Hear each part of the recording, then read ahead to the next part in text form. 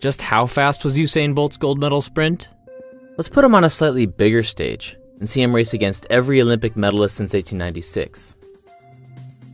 This imaginary race, assembled using runners' average speeds, reveals just how much faster sprinters have become.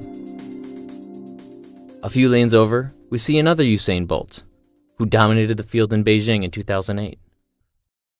Almost 10 feet back, Carl Lewis, gold medalist in Seoul in 1988. He won in 1984 too, one of just a handful of sprinters on this track twice. As we go further back in time, we pass more of the fastest sprinters in history.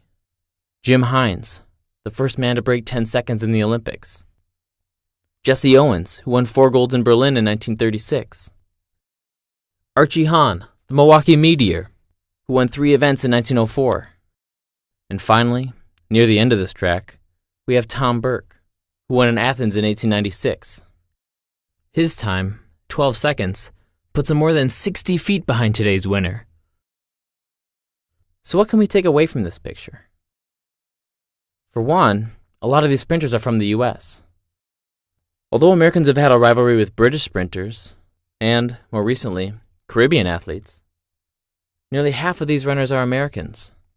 But we can also see that glory is fleeting. Repeat performances are rare. There's been a new winner on the podium in all but 3 Olympics. But to get a little bit more perspective, let's see how some of America's best young sprinters would fit into this group. Here are the fastest kids at the 100-meter dash at different ages, as recorded by the Amateur Athletic Association. Obviously, they're way behind today's athletes, but they're not as far behind as you might expect.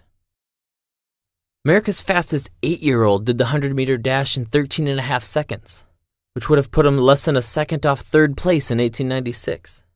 Not bad for grade school. And the record for 15 to 16-year-olds is a 10.27. Good enough for a bronze as recently as 1980. Still, it's not like those Olympians were slow. Despite more than a century of improvements in nutrition, fitness, footwear, and track surfaces, the difference between today's athletes and the fastest humans of the 19th century? Just about 3 seconds.